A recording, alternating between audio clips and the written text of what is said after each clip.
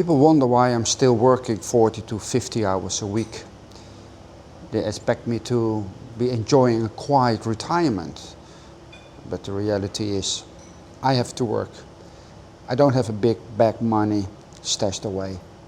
Living in Asia on a small budget means making sacrifices, staying calculated, especially when you're 65. Today, I'm giving you the raw reality. People see the tropical views and think, wow, I found a shortcut to an easy life. But there's a side to this paradise that most people don't talk about. At 65 and in the world of 2026, the stakes are higher. Whether you are 30 or 66, what should you really expect when you start a new life in Asia?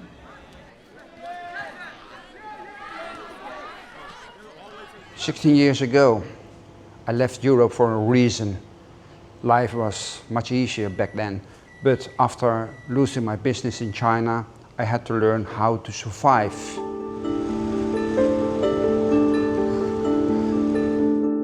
In 2026, the reality of living in Southeast Asia is changing fast.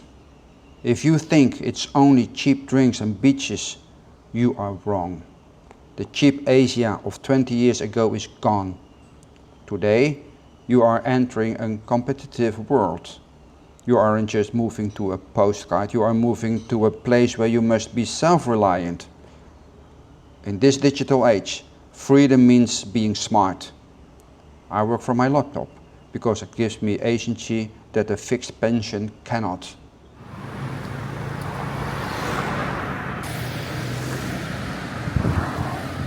If you don't have a plan for your money and your health, the sun will stop shining very quickly.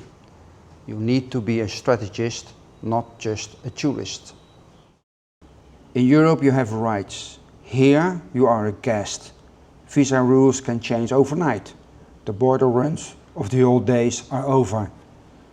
In Thailand, retirement visas now require significant bank balances or high-cost insurance. In the Philippines, the SRRV requires a deposit you cannot easily touch. In Malaysia, the MM2H program recently raised the income requirements. If you don't meet the MAT, you are out. You have to be mentally prepared to move at any time if the law changes.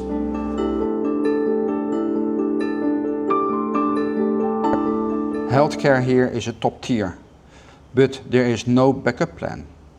Private clinics care about your credit card, not your ID number. You need a plan B and a plan C. You must have a flight fund, money that gets you back to Europe if things go wrong. If you have a major accident without insurance, the bills can hit easily $50,000 a week. Without a safety net, you are the insurance company yourself.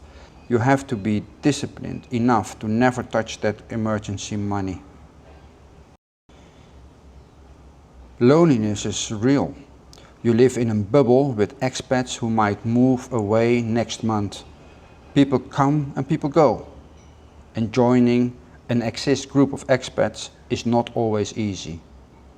Building a new network takes years, not months. So you need a network of locals. Why? Because locals know how the system actually works, which doctors to trust, and how to fix a car without being overcharged.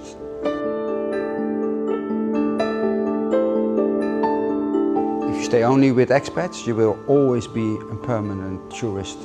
You need to know the people who actually live here. That's true integration, and that takes time and humility. Asia isn't cheap anymore. Inflation is moving fast. If you want Western standards, for example imported cheese or a safe car, you will pay for it. A tiny budget leads to massive stress. Yes, you can live on a small pension, but you must adapt. You can't live a Western life on an Asian budget. You have to eat local and give up luxuries you don't need. The secret is realizing that luxury isn't an important stake. It is the freedom to choose how you spend your time.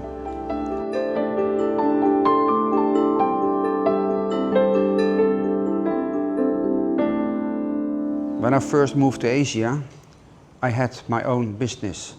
It was much easier back then. But I lost it and I had to start over. Now I understand what it means to live on a small budget and put in the long hours to keep this life going.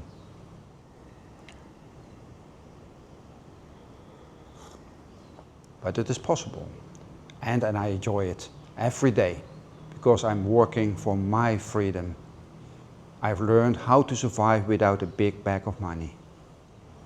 In the next episode, I will share exactly how you can survive here and on a low budget. Please subscribe so you don't miss it.